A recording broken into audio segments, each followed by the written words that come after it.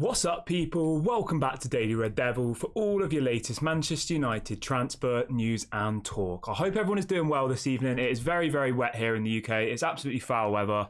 I don't know what's happened to the summer. It's completely gone out the window.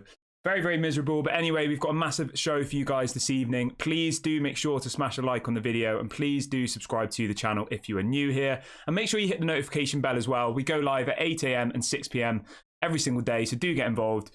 Yeah, we've got loads and loads to get into on today's show, guys. We've got an official bid for Rasmus Hojlund that has gone in today.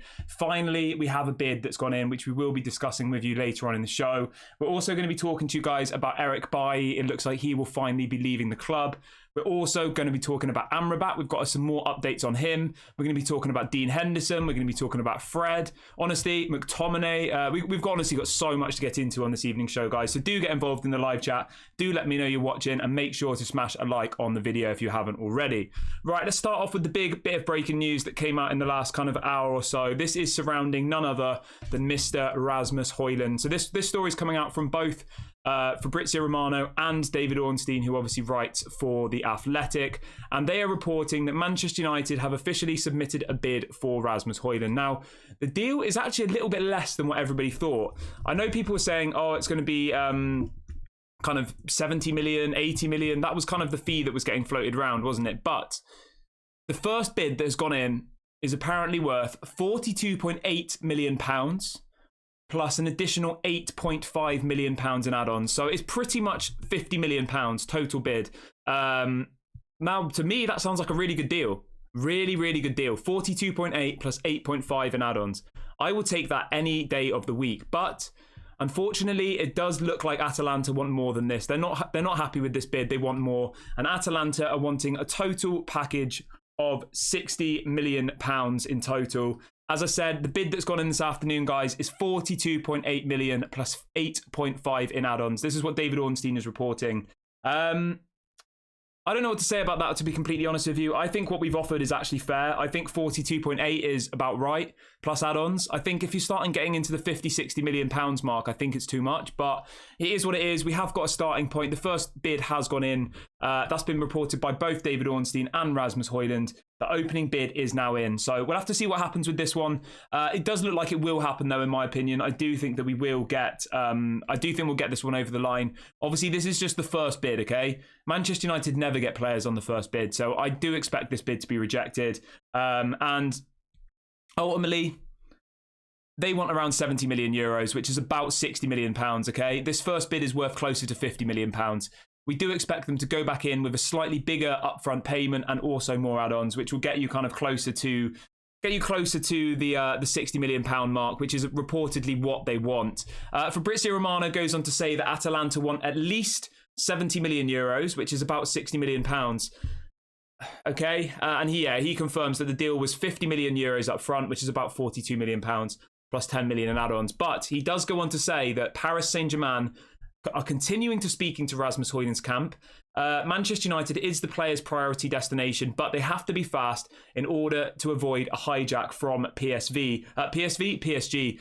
So at the moment, we are in the driving seat. You know, if we want to get this deal done, we will get this deal done. It's just whether we can do it in the right amount of time, because ultimately PSG are kind of circling, if you like. They are waiting to get this deal over the line. Obviously, this first bid we put in, I think, is completely fair. I think 42 million plus add-ons is what he's worth, pounds.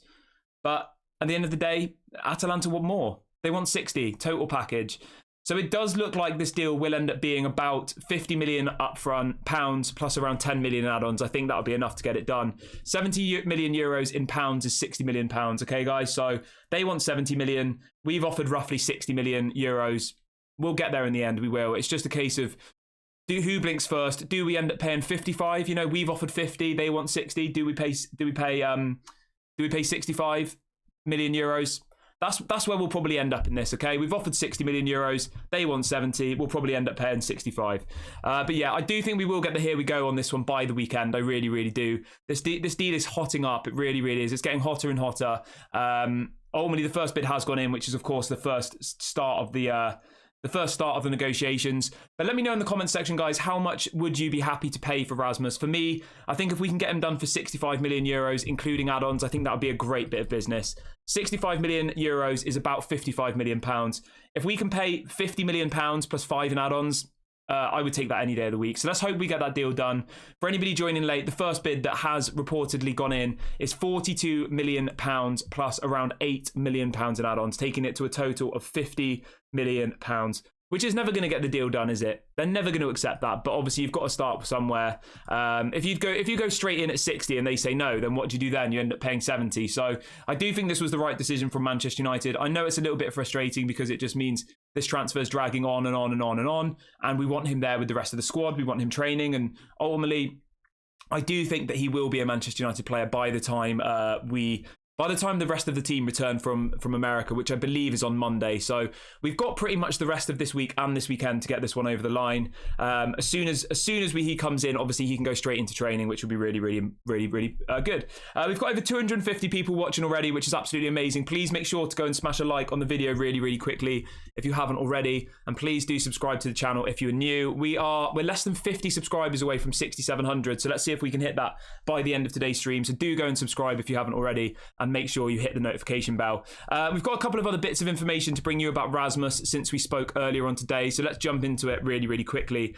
We have got a bit of clarity on Rasmus's salary as well, which I think is quite important because the wages that we're supposedly going to pay him, I actually quite like. So apparently, Rasmus Hojlund will earn £75,000 per week at Manchester United, which I think is very, very fair. And Amrabat will earn around £90,000 per week at Manchester United.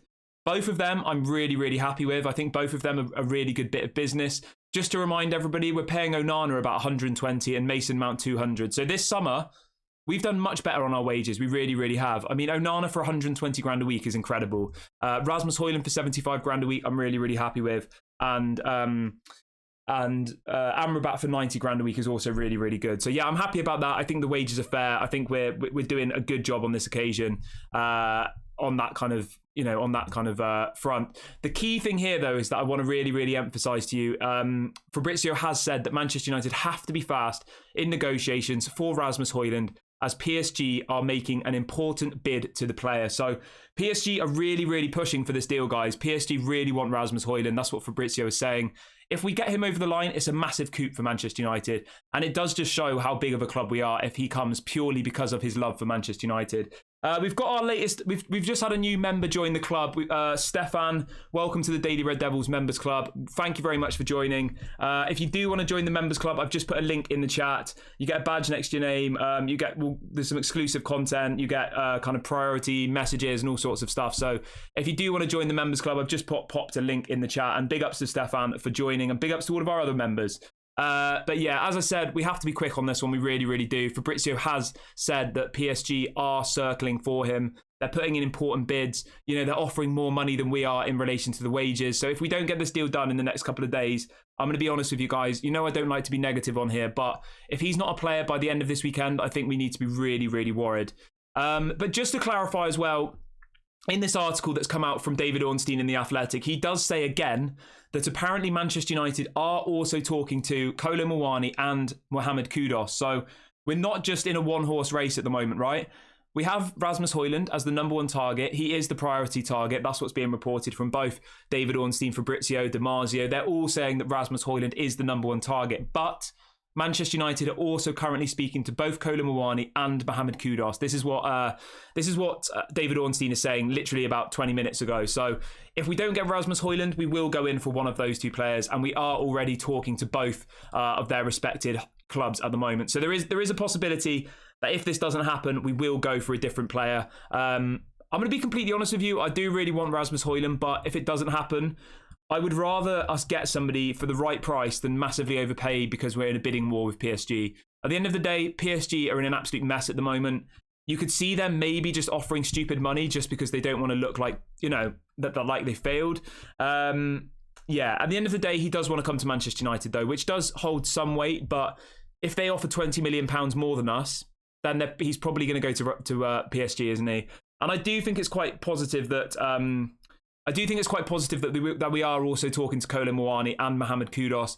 I know some people are unsure about Kudus, me included, but Colin Mawani, I would probably be just as happy with Colin Mawani at this stage because we just need a striker. I know everybody wants Rasmus, but at the end of the day, we need a striker. So it is good that David Ornstein is reporting that we are still in talks with those two players, because otherwise we're just we'll find ourselves in a rut where we just have to give whatever Atalanta want, which is never a good position to be in.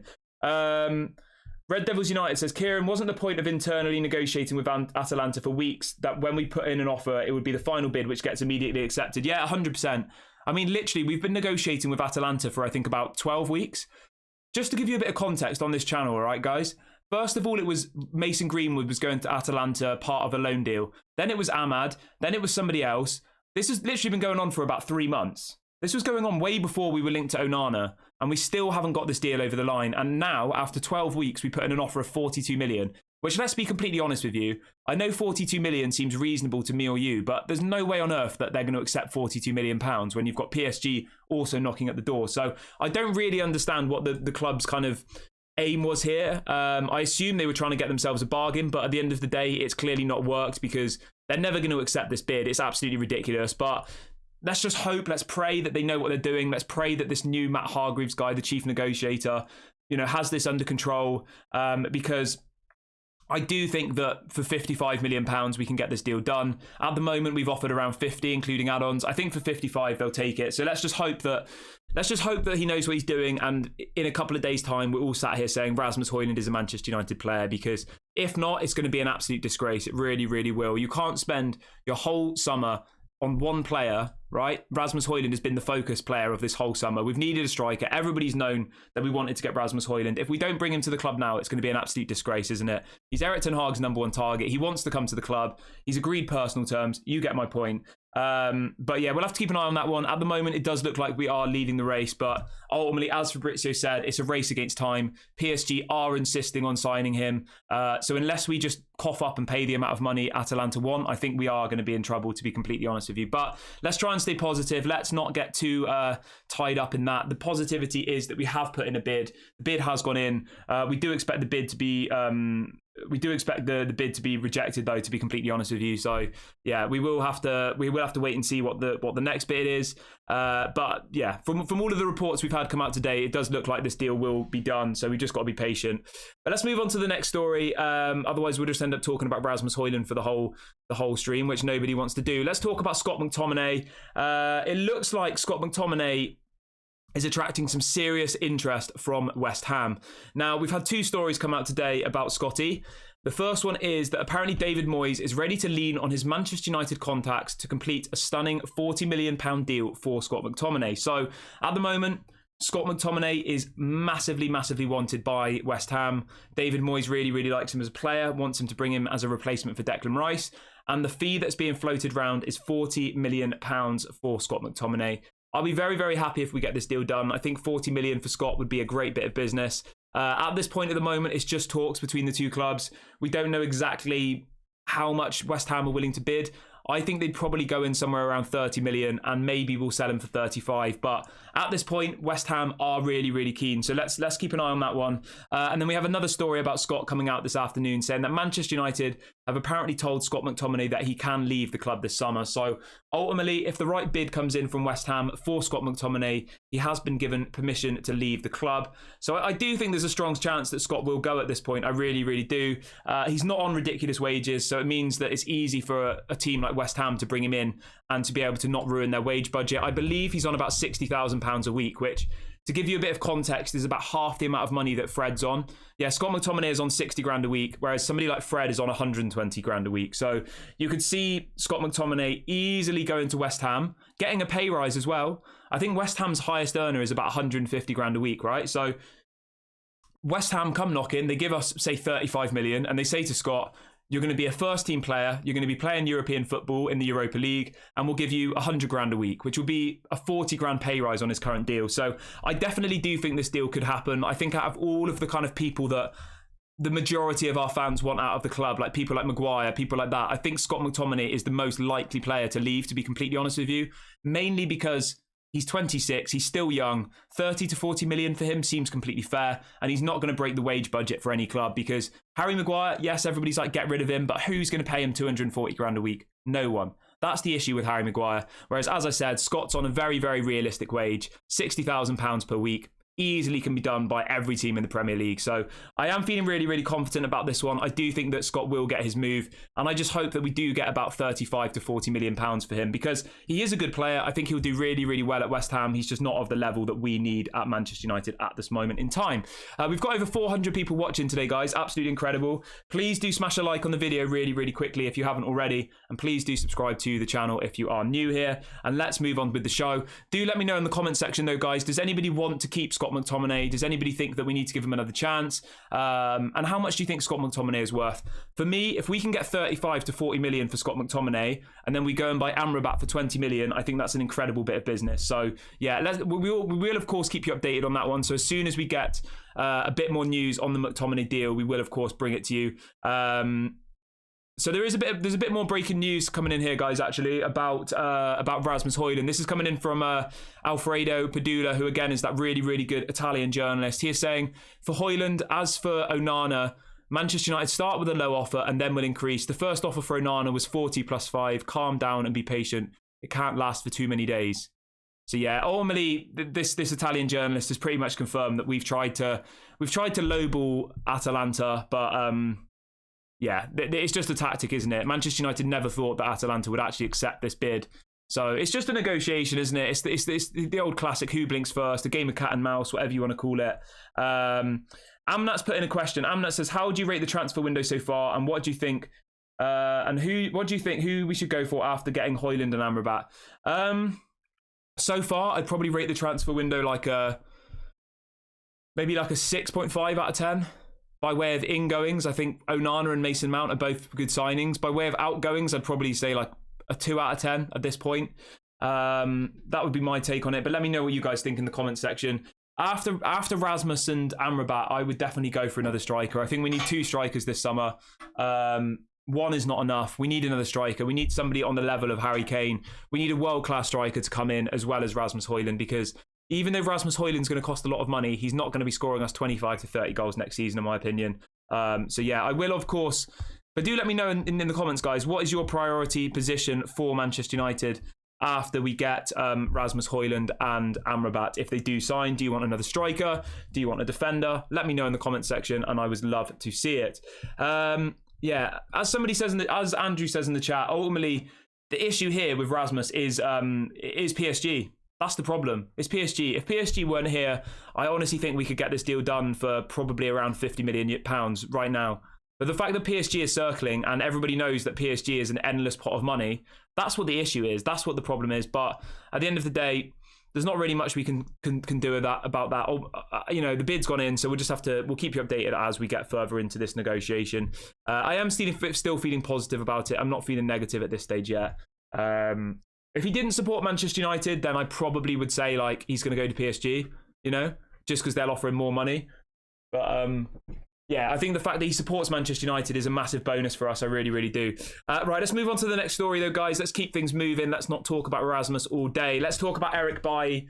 We've got 2 or 3 stories to bring you about Eric Bailly, and they're all positivity. Very, very positive, these stories, actually. So we've had 3 different journalists today. They're all Saudi Arabian journalists saying that ultimately Eric Bailly is on the brink of moving to Al Nassr, obviously the club that Cristiano Ronaldo plays for in the Saudi league. We don't know how much the deal will be worth at this point. It's still at the stage where we're just waiting to find out what the fee is, but it does look like Eric Bailly will be leaving the club, and it looks like his next destination will be Al Nassr. I think we'll probably get about the same amount of money we got for Alex Telles. I think we'll get around probably £5 million for Eric Bailly. But at the end of the day, I think £5 million for Eric Bailly at this point, I would take it. I would take absolutely anything for Eric Bailly. He's never going to play for Manchester United again, so what's the point in keeping him at the club?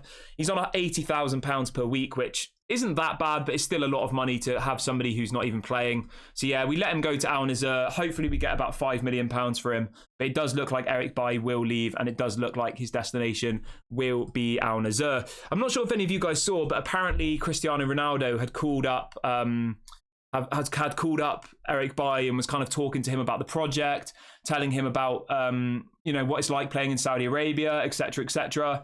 So yeah, really, really happy about that, guys. Really, really happy that the Saudi clubs are finally coming knocking for our players. Now we just need them to come knocking for Harry Maguire. We need one of these Saudi clubs to come knocking and say, here's 40 million for Harry Maguire. That would be the dream, wouldn't it? Probably never going to happen, but we can be positive, can't we? Obviously, the Saudi clubs are interested in Fred, but we will talk about Fred in a little minute. Yeah, so as it stands, it looks like Eric Bailly will move to Al Nassr. We don't know how much the deal will be worth, but I do expect it to be something around maybe 5 million tops. I can't imagine it being very much. Yeah.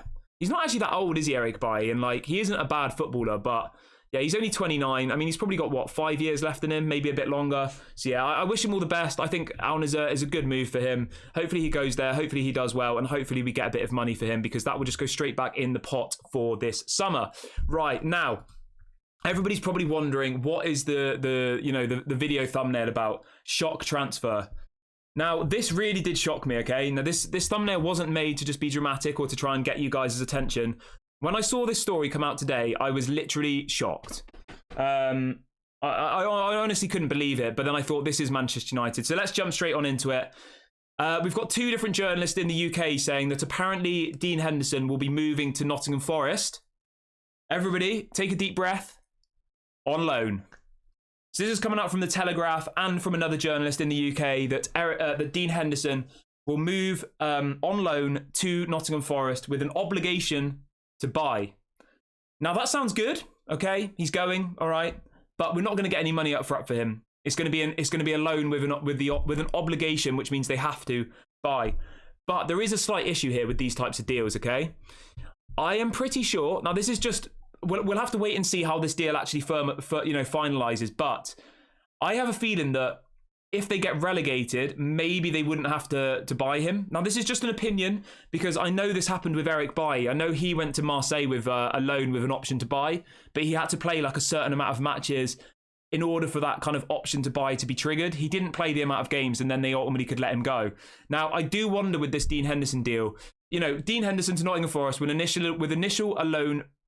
Sorry, let me just read it out to you again. Dean Henderson to Nottingham Forest will be an initial loan move with an obligation to buy. So he's going out on loan, but there will be an obligation to buy included in the contract. But obviously we don't know what the obligation is. It might be if Nottingham Forest get relegated, they don't have to buy him. If he only plays 10 matches this season, we don't have to buy him.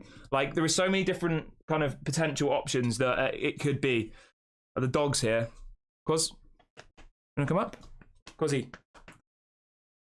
And the dog's stealing my socks. Anyway, yeah, so we don't know exactly what the breakdown of this deal is at the moment, but unfortunately we will not be getting any money up front for Dean Henderson, it looks like. It will be a loan with an obligation to buy. Obviously, as and when we get more clarity on that, we will let you know. But from me, I'm really, really disappointed with that. He is a good goalkeeper. He is. He's not good enough for Manchester United, in my opinion, but he is a good goalkeeper. He's played how many times for Manchester United? He's played for England. I think he's 26, 27. He's not very old at all. He might even be younger than that. Dean Henderson, how old is he? Yeah, he's 26 years of age. He's not old. He's a good goalkeeper. And to be we loaned him out last year to Nottingham Forest, right? At that point, you say, if you like him, you buy him. You've tried him. You liked it. Now you pay the money. For us to loan him out again just seems absolutely ridiculous. So really, really frustrated about this one. I am. And I honestly was shocked when I saw this story. I thought, how can Manchester United be so bad at business that they're willing to loan out somebody who we've just loaned out last season to the same club? Surely at that point you say, you know what? You clearly liked him, right?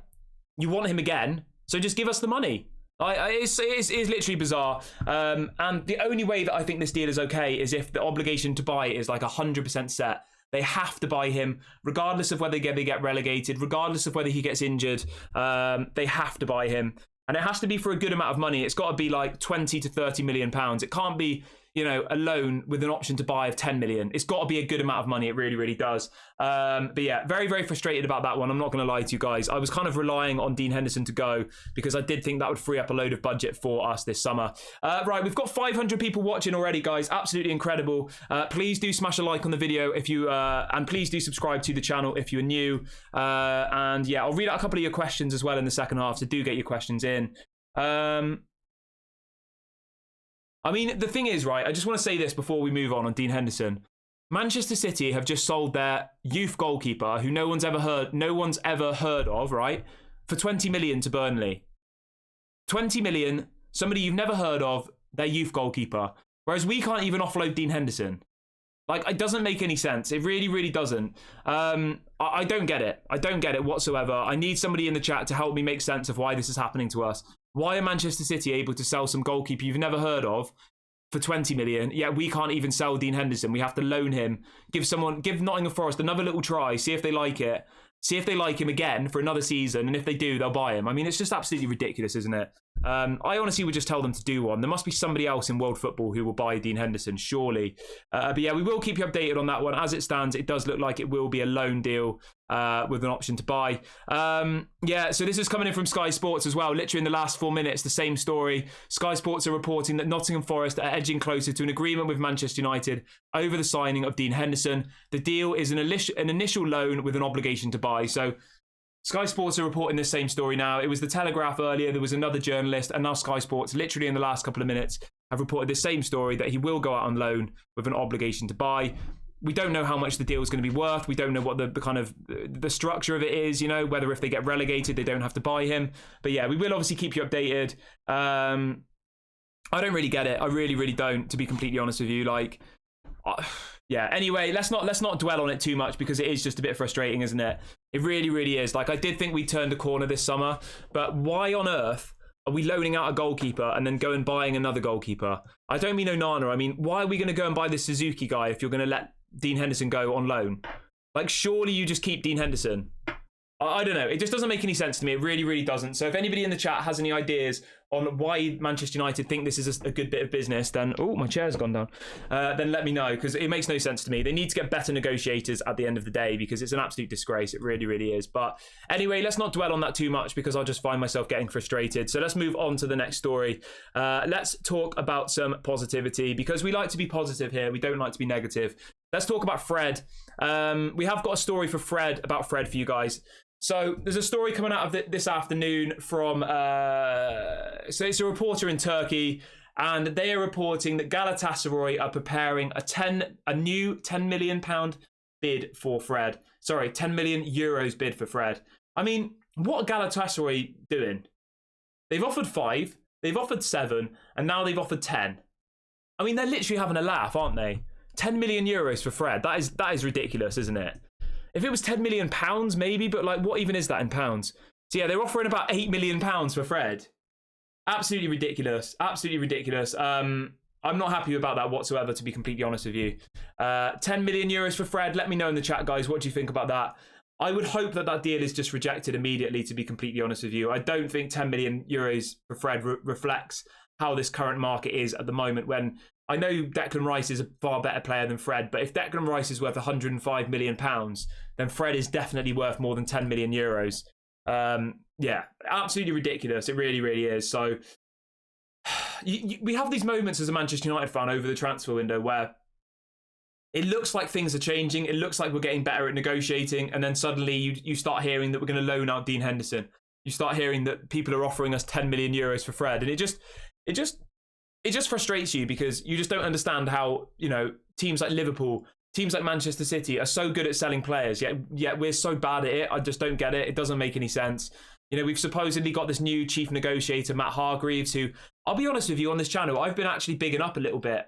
When he brought in Onana, when they brought in Mason Mount, I said they're doing quite a good deal, you know, like, well done to them. But now it's just like, what an absolute joke. Like, anyway, there's no point getting ourselves too worked up about it. Otherwise, it just ends up doing your head in, doesn't it, at the end of the day?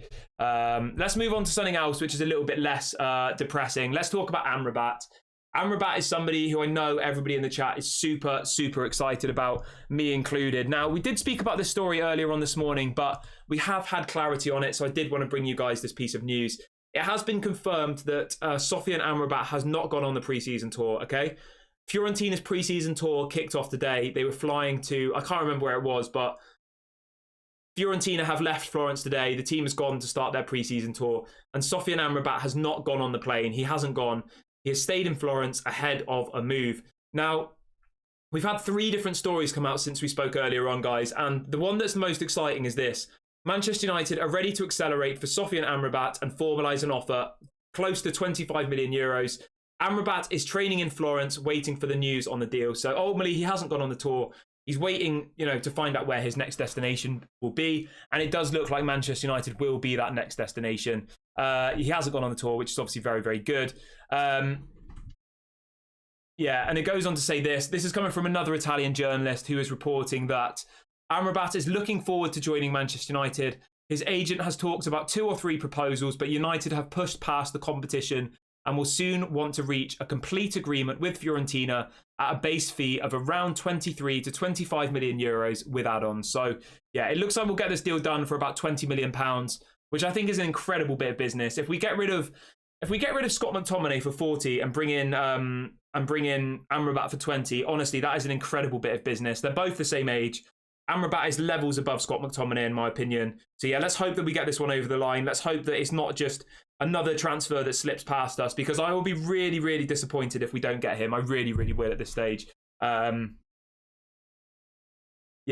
very disappointed if we don't get him. I honestly think he's a priority signing, like really, really big priority signing for me. But yeah, let me know in the comment section what you think about that one. Are you excited about Amrabat? Do you think we should be looking at other players? Do you think he's the right package? Do you think he's overrated? What do you think? For me, from what I've seen of him at the World Cup and for Fiorentina, I think he is the real deal. I'm not saying he's world class. I'm not saying he's going to, bench Casemiro, but I do think that when Casemiro is tired, you could easily slot Amrabat into the squad and he will do a job, I'm not saying he's going to be as good as Casemiro, but I think he will, he'll do a good job. So I'm really, really excited about that one. And obviously once we get the here we go, we will let you know. Just to touch on Scott McTominay again really, really quickly. There's some more news coming out from Samuel Luckhurst in the Manchester Evening News reporting the following. He says West Ham are interested in signing Scott McTominay, but would need to offer around 40 million pounds. It is understood the midfielder could assess his situation closer to the transfer deadline. So, yeah, it does look like McTominay will at least get some bids coming in from West Ham. Whether he'll go or not, it's probably going to be up to the player, If he has any ambition, if he wants to actually play, I think he'll leave. If he doesn't, if he wants to be another Maguire who just sits on the bench, then maybe he'll stay. But obviously, we'll let you know as we get further into the window. I will be reading out some of your questions in the second half of the show, guys. So do make sure to get your questions in. And if you haven't already, please do smash a like on the video. And please do subscribe to the channel if you are new. Right, let's see what else we've got to talk about on this evening's show. Where are we? So Red Army says, Hendo loan plus obligation to buy is quite a good deal. It's obligation, not option to buy. Yeah, I do agree with you, but we don't know what the kind of the rules are of this obligation to buy. Now, you have to remember, when Eric Bailly went to Marseille, he went on loan with an obligation to buy. But the obligation to buy was only met if certain amount of games were played, okay? So maybe it's like Dean Henderson goes, but he only has to kind of 100% sign if they don't get relegated, if he plays 20 games. There's so many different variables here. So yeah, we don't know at this stage. I just would much rather that I would much rather him just go on a permanent deal, to be completely honest with you. I really, really would, because that would be the most logical thing here. Otherwise, there is that kind of element of risk of, is he actually going to go? Might he stay? Blah, blah, blah. And I just don't really like that, to be completely honest with you. Just a really quick one as well. There's a couple of stories coming out today saying that apparently Ajax are interested in re-signing Donny van de Beek. What does everybody think about that one? I'd be so happy for Donny if he went back to Ajax. I would. It's just a shame that it didn't work out for him, because I was so excited about Donny van de Beek when he joined Manchester United. And I think it will be really nice for him if he does get to go back to Ajax. Obviously, it has been a failure, his kind of career at Manchester United, but he is a good player. He obviously hasn't had the best time of injuries. He's had different managers. So let's hope that Donny van de Beek gets his move to Ajax. We don't know how much the deal will be worth at this point. I would imagine it'll probably be somewhere between 15 and 20 million pounds. I can't imagine it being a hell of a lot of money. And obviously, we will take a massive loss on how much we paid for him. I think we paid about around 35 to 40 million pounds for Donny. So we definitely will be losing money on that transfer. But at the end of the day, it's not always, it is always about money, but you do wish your players all the best. I hope Donny goes back to Ajax, and I hope he has a good career, because, yeah, you want to see your people do well, don't you? And it just hasn't worked out for him at Manchester United. It really hasn't. Yeah. The fact that Erik ten Hag's the manager and he still doesn't fancy Donny van de Beek, that kind of says something, doesn't it? You know, the manager who made you kind of successful, Erik ten Hag, doesn't fancy Donny van de Beek. That pretty much tells us all we need to know, isn't it? Yeah, but yeah, let me know in the comments section, guys. How much do you think Donny van de Beek's worth? Do you think going back to Ajax is a good move for him? I definitely think it is a good move, and I do think it could help relaunch his career. Obviously, Ajax is a massive club. Obviously, not the same kind of level as Manchester United, but you know, it's not a bad club to be at, is it? At the end of the day, so let's hope that one happens. David is saying, did Hojlund go on tour? Now, that is a question I don't know the answer to. Does anybody in the live chat know if Rasmus Hojlund went on the Atalanta tour? I know Atalanta are playing a game today, so let me just have a quick look for you on that one, guys. If anybody in the live chat knows whether Rasmus Hojlund went on the tour, let me know, because I'd be really, really interested to see. What's the date today? 26. So Atalanta had a game today. Yeah, let me just check this one for you guys. Atalanta had a friendly match today against somebody. Let me have a look. Let me have a quick look for you. I'm just checking if Rasmus Hojlund was involved in the match today, because it was their first pre-season game today against... where are we? I don't think so. It looks like it was all the youth team, to be completely honest with you. I can't see Rasmus Hojlund there. If anybody else knows in the live chat whether Rasmus Hojlund went on the tour, let me know. Actually, I think that is him. I think it is him, guys. I'm just looking on their Instagram. Does anybody know what number Rasmus Hojlund plays? Is he number 9? Or is he number 17? If he's number 17, he is there. I mean, not that that really means anything. If anybody in the chat knows what number he plays for Atalanta, let me know. Yeah, I think he is there, guys. I think he is. I can see a video now from today, and number 17 looks like Rasmus Hojlund, and there's somebody with blonde hair, white with blonde hair. So I'm pretty sure he did play in the game today. Loads of people in the comments are saying free Rasmus Hojlund, free Rasmus. Yeah, so he did play. So the person who asked in the live chat, Rasmus Hojlund was involved in the Fiorentina game today, pre-season match. I don't really know what that means. I don't think it really matters too much, to be completely honest with you. At the end of the day, like, I don't know. I don't really buy into that too much. At the end of the day, you've got to think that Elanga went on the pre-season tour to Manchester United, and then a day later, he goes to Nottingham Forest. So I don't think it really matters too much. But yeah, he is there. I can see him in a video on my screen. Rasmus Hojlund did play for Atalanta today. I don't know what the team's called, to be completely honest with you. It's some lower league Italian team. I don't know where they are on tour either, so I'm sorry I can't be more resourceful on those types of questions. But yeah, just to confirm, the person who asked in the chat, Rasmus Hojlund has gone on the pre-season tour with Atalanta. We've got over 550 people watching now, which is absolutely amazing. Please do smash a like on the video if you're new. Please do subscribe as well. I've just put a link in the chat to subscribe. And if you want to join the Daily Red Devil Members Club, we've already had a couple of people join this stream. If you do want to join, I've just dropped a link in the chat, or you can hit the $ if you're watching back on repeat. Yeah, let's have a read of a few of your comments then really, really quickly. So Irvin says, did you see what Erik ten Hag said about meeting the Glazers? Erik said he won't be speaking with them after the meeting. That is a huge statement though, and I'm worried what's next. I'm not sure, mate. I didn't see that. If you can send me a link to where you saw that, or tell me what I need to type in on Google to find it, then I will, because I haven't seen that quote. Well,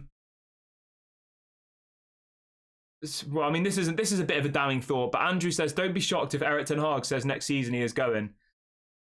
It's obviously like the absolute doom kind of scenario, isn't it? But I'll be completely honest with you, like, if the Glazers stay, I wouldn't be surprised if, like, we just keep repeating the same cycle of every couple of years we get a new manager, because I just don't think we'll ever succeed under the Glazers personally. Yeah, but that's just my opinion. I don't know. I don't want to be negative, but I do kind of agree with the person in the chat who says that, you know, do you think Ten Hag will kind of stay at the club, you know? I mean, if he's not backed properly, if he isn't given the resources he needs, if he isn't kind of got the right structure around him, then he probably will get a better option somewhere else. So, yeah. All right. We've got about 10 minutes left of the show, so do get your questions in, and I will read out some before the show ends. So do get your questions in if you haven't already, and I will read out a couple of your questions in a minute, guys, so do get them in. Where are we? Right, okay, let's read out a couple of questions. So, where are we?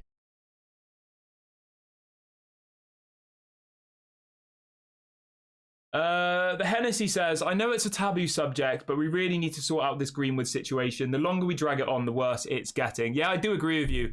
We 100% need to sort out what's going on with Mason Greenwood either way. Like, people just need to stop talking about it. We need to have some clarity. We need to know whether he's going to be at the club. We need to know what the plan is with him. Obviously, he's just had a child with his partner. So, like, even he probably needs to know what's going on. I think the latest that we did hear on Mason was that they are still doing an internal investigation. We're not sure exactly what that involves, but ultimately the results, we don't know what, you know, the findings are of this internal investigation yet. So obviously, as soon as we hear that, we will talk to you guys about it. But at the moment, there is absolutely no news on Mason Greenwood whatsoever. Yeah, so it is what it is, isn't it, at the moment? Yeah, I don't know what these quotes are about the Glazers and Erik ten Hag. I will see if I can find it, because somebody's saying there's quotes about Erik ten Hag and the Glazers. Let me just have a quick look for you guys. Give me 1 second. I haven't personally seen it. Simon, I'm not going to read out that question. It's funny, but I'm not reading it out. Yeah, I don't know. Yeah, because the last I saw about Erik ten Hag and the Glazers was that he was saying that ultimately he was going to meet them. He was going to kind of give them advice and recommendations. But yeah, I don't know. Do you know what's absolutely mad? Like, we literally have heard absolutely nothing about the takeover for what feels like weeks now.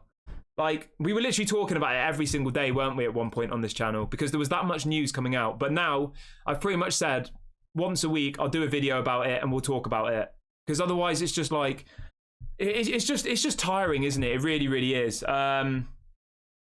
Simon says, what's your views on Mason Greenwood? Stay or go? I've already talked about this before, so I don't really want to talk about it again. Yeah, to be completely honest with you. My views is go, but I don't really want to go into it any more than that, because I have spoken about it before multiple times. But yeah, obviously everybody's entitled to their opinion. As long as your opinions are respectful and you articulate them in a good way, then obviously I've got absolutely no issues with people having differing opinions to me. You know, I'm not some evil dictator who says you have to agree with what I say, otherwise I'm gonna call you out and be nasty to you. Like, that's just not who I am as a person. But yeah, my view is that he should go. But yeah, obviously you're entitled to yours as well. So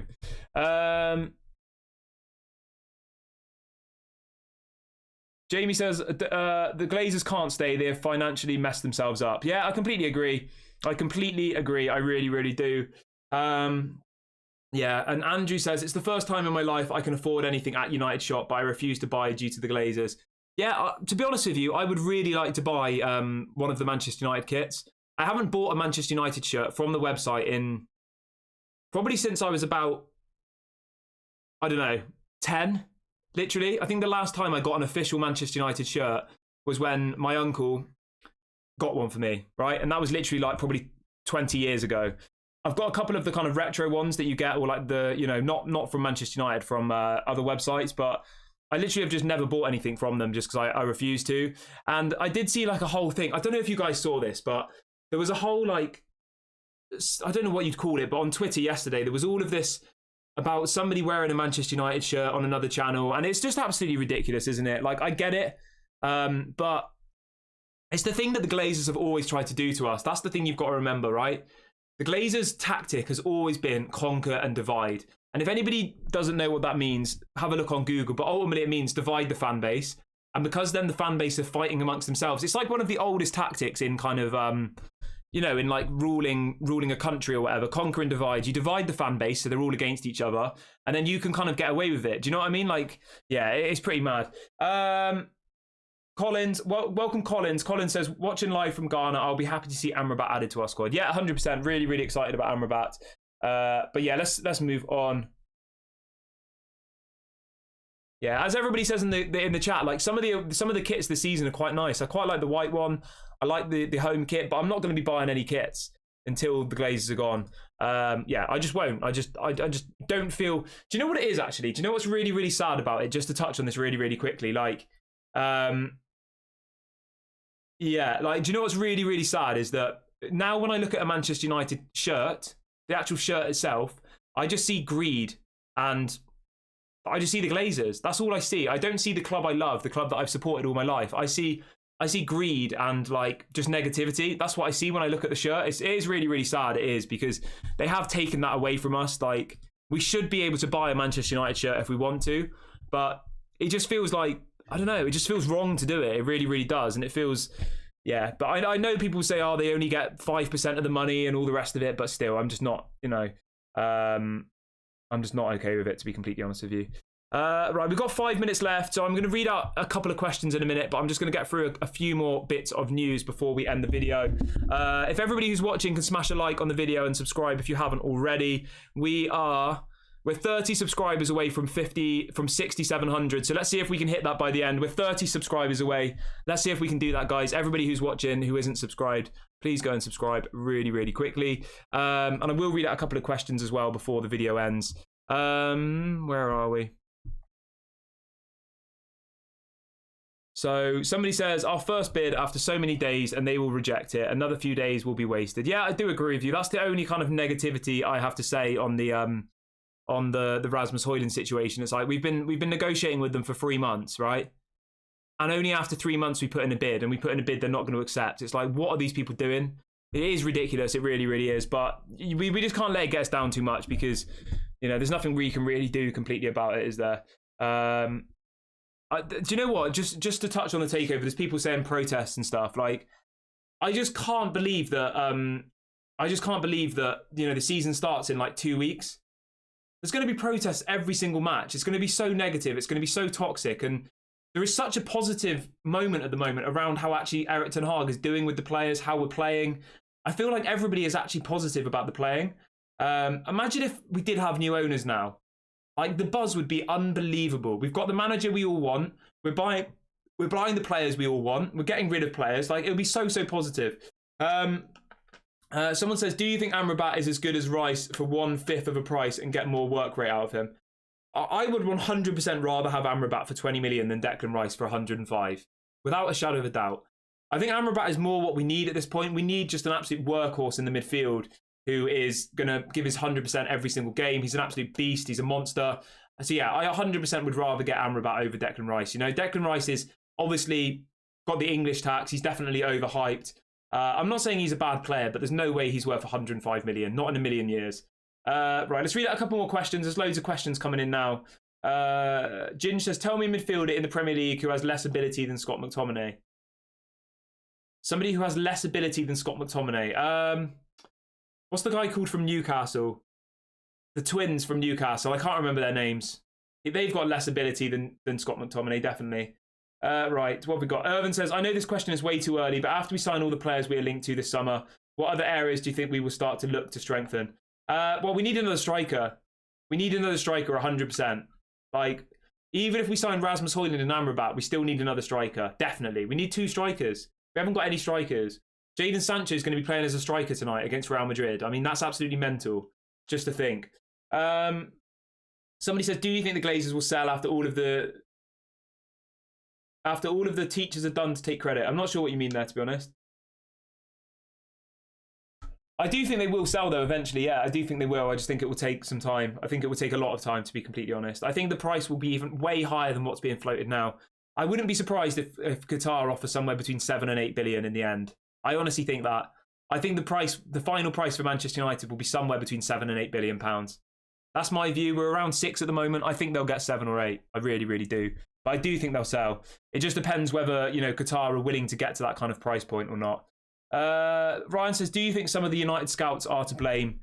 Yeah, I guess so. I guess they are to blame. I mean, they had Caicedo literally wanting to come to the club 3 years ago for 2 million. They didn't sign him. They wanted to get Julian Alvarez and they didn't sign him. So yeah, they've missed out on so many players at such a young age. So yeah, I mean, of course they're to blame. They are. We have this bad, but then the thing you have to remember as well, like, we've got to be fair here. They are instructed by the Glazers, and the Glazers have to sign off every single transfer, okay? That's the one thing that causes so much issues in the kind of hierarchy of Manchester United. Every single transfer at Manchester United has to be signed off by the Glazers, all 6 of them. So imagine you're the head negotiator or whatever, yeah? And you say, right, we found this guy in Ecuador called Caicedo, and he's going to cost us 2 million. The Glazers are going to say, I've never heard of him. Is he going to sell any shirts? No. Okay, let's not bother getting him. So I do think that that's probably why we haven't got all of these young players, because ultimately the Glazers want shirt sellers. Mason Mount's a shirt seller. Rasmus Hojlund will be a shirt seller, even if he's not at that level yet. Onana's definitely a high-profile player. Amrabat isn't a massive player, but again, he's a Moroccan international. He is a kind of a known player. Like, we never sell unknown player. We never buy unknown players ever, do we? So, yeah, I do think that the scouts are poor, but at the end of the day, the scouts are being instructed by someone above them, okay? The Glazers don't just give the scouts the money and say, you just go and buy whoever you want. Every single transfer has to go through the Glazers, you know? So you can't just blame the scouts. You really, really can't, because it's not up to them. It's not. They bring players to the table, and then the Glazers will sign off on whether they want them or not. So somebody says, after what happened to Tottenham owner, do you think the Qatar will go for them and pull out of owning United? I don't think so, to be completely honest with you. I think with the Tottenham situation, apparently one of his sons or one of his daughters will just take over the club. That's what I heard. Apparently it's set up as like a trust, so if something happens to the father, then one of the sons or daughters can just take over the club, to be honest. So I don't think that Qatar will go for Tottenham at this point. I really, really don't. But you never know in football, you don't. I mean, how much are Tottenham going to be worth? 2 or 3 billion tops? Manchester United is 6. Like, you know, do you know what's absolutely mental, right? Just to throw this in as a bit of trivia, okay? Get ready for this. You're not going to believe this. Newcastle, Saudi Arabia obviously is owned by Newcastle, yeah? And Mbappe has an offer of 300 million from Saudi Arabia. Mbappe will cost Saudi Arabia the same amount of money as what they paid for Newcastle. Absolutely mental. Newcastle was only sold for about £300 million. And Saudi Arabia have just offered the same amount of money for Mbappe. That is absolutely mental, isn't it? So if you want my answer to that, yes, Qatar could go out and get a club for way better value, you know? They've just got Newcastle has been bought by Saudi Arabia for 300 million. It's an absolute bargain.